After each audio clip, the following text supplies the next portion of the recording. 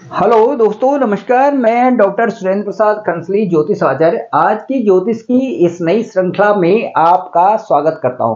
दोस्तों, आज बात करेंगे हम एक ऐसी राशि की जिस जो एक डिफरेंट राशि है और उस उनका जो एक सम्मिश्रण है वो एक अद्भुत है।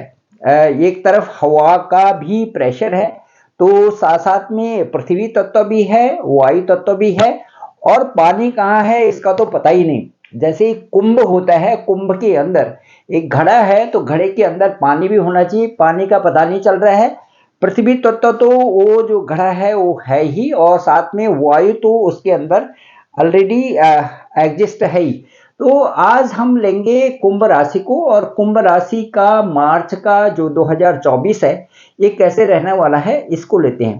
तो कुंभ राशि वालों के बारे में मैं एक संक्षिप्त बताऊं। ये ऐसी राशि है जिसका जीवन जो है शुरू से और लास्ट तक मैं ये बताऊं कि इनको मेहनत करना ही है। साथ साथ में ये अपनी सेवा भी जारी रखें जीवन में तो बहुत अच्छा है, क्योंकि जिस तरह से ईश्वर ने कुंभ राशि को बनाया हुआ है उसके लिए ये मैंडेटरी है कि वो दूसरे लोगों की सेवा करे, दूसरे लोगों को अपने से आगे बढ़ाए, अपने से भी आगे यदि और लोगों को बढ़ाए तो ज़्यादा अच्छा होता है। साथ साथ में उनका यदि ईश्वर के प्रति अच्छी भक्ति रहे तो ये बहुत अच्छी बात है। नहीं तो जीवन में इनको काफ़ी परेशानियां मिलती हैं, और बिना मेहनत के तो इनको कुछ मिलेगा ही नहीं। और जब ईश्वरीय तत्व में इसकी साधना भी करते रहेंगे वो साथ साथ में, तो इनकी लाइन जो है पटरी पर आती है, और उसी से ही इनको कामयाबी भी मिलती है। तो चलिए देखते हैं कुंभ राशि क्या है और किस तरह से आज ग्रह गोचर है। सबसे पहले मैं कुंभ राशि में बताऊंगा। कुंभ ये लग्न है, तो कुंभ राशि क्योंकि ये चंद्र कुंडली से ले रहे हैं, तो यहाँ पर तीन तीन ग्रह कुंभ राशि में बैठे हुए हैं। बुध, शनि और सूर्य, मरकरी, सैटर्न और सन, ये तीनों की तीनों यहाँ पर हैं। और उसके बाद मैं बताऊंगा कि जो इस इनमें से जो सूर्य का गोचर है, सूर्य का गोचर अभी जो है ये हो जाएगा 15 मार्च को हो जाएगा सेकंड भाव में, द्वितीय स्थान में। और जो बुध का गोचर है ये होगा 8 मार्च को होगा द्वितीय भाव में। लेकिन अभी वो कुंभ राशि में ही है। सूर्य भी, शनि भी और बुध भी, ये तीनों के तीनों विराजमान है कुंभ राशि में इस समय, यहीं पर पहले भाव में।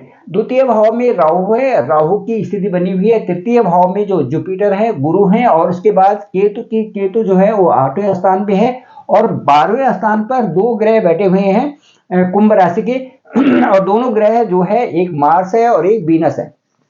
तो इस तरह से ग्रह गोचर की स्थिति हो गई मार्च के महीने में। और जो वीनस है ये भी ठीक जो है यहां से 8 मार्च को आ जाएंगे आपके लग्न में, कुंभ राशि में आ जाएंगे। तो इस तरह से ग्रहों का एक जाल सा बना हुआ है, जो कि महत्वपूर्ण जो गोचर है वो है सूर्य 15 मार्च को चले जाएंगे इधर। उसके बाद बुध जो है ये 8 मार्च को आएंगे इधर। उसके बाद शुक्र जो है ये भी 8 मार्च को यहां से और यहाँ पे आ जाएंगे। और मंगल जो है, मंगल का जो गोचर होगा ये 45 दिन का एक हाउस में होता है, तो 45 दिन के बाद ये आ रहे हैं 16 मार्च को यहाँ पे। तो इस तरह से ग्रह गोचर की स्थिति है। और मैं बताऊंगा सबसे पहले यदि हम चलें कि आप कैसे हो और आपका स्वास्थ्य कैसा रहेगा मार्च के महीने में, तो मैं ये कहूंगा कि जो ये महीना चल रहा है इसमें आपको एक अलग अलग प्रकार से जो ये है कि आपकी जैसे जैसे कहते हैं ना, एक आदमी स्वस्थ चल रहा हो लेकिन बीच में जो थोड़ा सा उस पर अपने आप ही ऐसी परिस्थितियां आती हैं कि उससे वो लग रहा है यार थोड़ा सा वो चीज, वो एनर्जी नहीं है जो कि होनी चाहिए थी, इस तरह से है। लेकिन फिर भी मैं कहूंगा, चूंकि जो स्वास्थ्य के लिए यहाँ पर शनि भी है और सूर्य भी यहाँ पे आपके आपके राशि में बैठे हुए हैं, तो जब सूर्य और शनि दोनों बैठे हुए हैं तो एग्रेशन तो बनाएगा ही, क्योंकि सूर्य है और शनि की एक दो से एक साथ एनिमिटी भी है। दूसरा सूर्य जो है ये क्रूर ग्रह भी है, गर्म ग्रह भी है। तो इस तरह से यहाँ पर बैठे हुए हैं, शनि के साथ में है, तो एक एग्रेशन बना रहेगा। बाकी तो स्वास्थ्य ठीक है लेकिन एग्रेशन सा बना रहेगा। और थोड़ा सा जो है कहीं से आपके आपके अंदर जो है तालमेल नहीं आ पा रहा है। तो ये जब सूर्य जाएंगे 15 तारीख के बाद, जो यहाँ से इधर चले जाएंगे, फिर बुध और ये बुध भी चले जाएंगे यहाँ पे, तो शनि यहाँ पर इंडिपेंडेंट होंगे। तो फिर मार्च के महीने में जो मिड मार्च के बाद है वो आप बिल्कुल स्वतंत्र है, बहुत ठीक है। उसके बाद आपका स्वास्थ्य बहुत ठीक है। 15 मार्च के पहले पहले कुछ ऐसी स्थितियां परिस्थितियां हैं जिनसे कि आपको अनईजी सा महसूस हो रहा है। इस तरह से स्थिति है कुंभ राशि में। ठीक है। अब चलिए यदि हम यहाँ पर आते हैं पंचम स्थान को देखते हैं, तो पंचम स्थान के जो अंक है वो है 3, और 3 अंक का जो लॉर्ड होता है वो बुध होता है। ये ठीक इसी समय बुध जो है आपकी आपकी कुंडली में, आपका जो जो ये चंद्र कुंडली है उसमें लग्न में बैठे हुए हैं। बुध जो है शनि और सूर्य के साथ में यहाँ पर है। तो जब तक तो यहाँ पर है तब तक तो ये प्रभाव जो है शनि के साथ में तो ठीक है, लेकिन वहां पर बुध भी है, तो इसलिए जो है बड़े बड़े दो ग्रह हैं, तो बुध बुध वहां पर जो है उतना अच्छा कारगर सिद्ध नहीं हो रहा है। तो मैं फिर भी कहूंगा कि 7 मार्च तक आपकी जो ये पढ़ाई है वो बहुत अच्छी चलने वाली है, क्योंकि शनि और बुध का एक अच्छा सा एक संपुट बना हुआ है। तो ये है, लेकिन साथ साथ में जब ये बुध यहां से जाएंगे, 8 मार्च को जाएंगे, द्वितीय भाव में जाएंगे, तो 8 मार्च के बाद थोड़ा सा अड़चने वहां पर होंगी, क्योंकि एक भटकन सी महसूस करा देता है राहु। राहु के साथ में जब भी कोई भी ग्रह जाता है तो उसके राहु अपना जो छल है वो हर एक के साथ में एक जैसा कर लेता है। तो यहाँ पर छली ग्रह जो 8 मार्च के बाद जो होगी वो सही मायने में उतना अच्छा नहीं होगा। 8 मार्च तक जो भी पढ़ाई लिखाई वाले बच्चे हैं या जो भी कुंभ राशि वाले होते हैं वो बच्चे हैं, वो एक अच्छी सी रीच बना ले, पढ़ने लिखने का भी एक अच्छा सा वो बना ले, पैटर्न बना ले, जिससे कि उनको ये लगे कि ये बड़े आसानी से हो जाएगा। तो कुंभ राशि के लिए मैं कह रहा हूं कि जैसे ही 8 मार्च के बाद ये राहु के साथ में जाएंगे बुध, तो थोड़ा सा उस समय जो स्टडी पे आपका फर्क पड़ेगा। आइए अब बात करते हैं हम, यदि इसी स्थान से हम लेते हैं कि आपका जो है एक लव रिलेशन कैसा चल रहा है, या आपका जो प्रेम प्रसंग, या जो आप किसी के साथ में दोस्ती में हैं तो आपका दोस्ती कैसी चल रही है। तो इसके बारे में मैं बात करूं कि जो यहाँ पर अंक है वो 3 ही है, और इसकी ये अपनी वजह से ये जो, यदि हम मार्च के महीने की बात करेंगे तो राहु के साथ में बुध की स्थिति है, तो ये भटकन वाली इसके तो है ही, तो ये प्रॉब्लम क्रिएट करने में कोई भी हिचक नहीं छोड़ेगा। इसलिए मैं कहूंगा कि जो भी इस तरह से लव रिलेशन जिनका चल रहा है मार्च के महीने में, ठीक नहीं है कुंभ राशि वालों के लिए। ठीक है, तो ये है। अब मैं चलूंगा, यदि सप्तम भाव हम लेते हैं तो सप्तम भाव होता है पाणी ग्रहण का, सप्तम भाव होता है विवाह का, और शादी से पहले हम इसको पार्टनर फ्रेंड्स का भी सर्कल कह सकते हैं, और साथ साथ में इसमें पार्टनर का भी कर सकते हैं, जो बिजनेस पार्टनर होते हैं, क्योंकि दशम से दशम स्थान होता है सप्तम भाव, तो इसलिए ये स्थान बड़ा इंपॉर्टेंट हो जाता है हर किसी के लिए। तो यहाँ पर जो अंक है ये आप देख रहे होंगे 5 अंक है, ये 5 है। तो 5 का जो लॉर्ड है वो यहाँ पर जा रखे हैं, देखो बिल्कुल। अब यहाँ से वो अपने घर को देख रहे हैं, यहाँ से अपने घर को देख रहे हैं, तो जो सामने से अपने घर को देखेगा इसका मतलब वैवाहिक लाइफ ठीक है, उसमें कोई दिक्कत ही नहीं है, वैवाहिक लाइफ ठीक है। लेकिन साथ साथ में मैं ये भी कहूंगा कि वैवाहिक लाइफ ठीक तो है, लेकिन शनि भी वहां पर है सूर्य के साथ में, तो जब ये बड़ा ग्रह बड़ा प्लेनेट यदि कहीं पर होता है तो उसका प्रभाव सामने वाले पर पड़ना तो जरूरी है ही।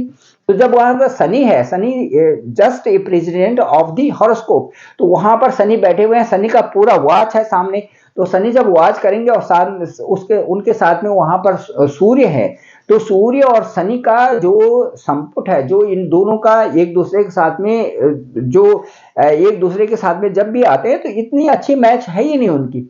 तो जब मैच अच्छी है ही नहीं तो जरूर ये होगा कि क्योंकि बड़ा ग्रह भी यहाँ पर दिख रहा है, सूर्य भी अपने घर को दिख रहा है, तो उसमें उतनी अच्छी परिपक्वता नहीं आएगी। कहीं कहीं बीच बीच में एग्रेशन होना, एक दूसरे के साथ में कहासुनी होना, ये जरूर रहेगा वैवाहिक जीवन में मार्च के महीने में। क्योंकि जब तक यहां से सूर्य यहां पर नहीं आते, 8 मार्च को जब यहां से खसक जाएंगे, यहां पर आ जाएंगे, फिर आपका वैवाहिक जीवन बड़ा सुंदर, क्योंकि बुध भी और शनि भी वहां पर होंगे, तो उनसे इतना अच्छा मतलब वहां पर प्रभाव अच्छा रहेगा। वहां पर इतना जो है ऐसा प्रभाव नहीं होगा कि जिससे कि जो है वैवाहिक जीवन खराब हो। तो वैवाहिक जीवन अच्छा रहेगा। 8 मार्च तक थोड़ा सा अड़चने उसमें होंगी, थोड़ा सा चिड़चिड़ाहटपन और थोड़ा सा एक दूसरे के प्रति एग्रेशन बना रहेगा, बाकी वैवाहिक जीवन आपका बहुत अच्छा चल रहा है। अब मैं एक आपको बताऊं कि इसके बावजूद भी आपका डिसीजन वगैरह अच्छे होंगे। अब यदि हम आते हैं आपके नवम भाव पे, नवम जो हाउस है आपका उसका अंक है 7।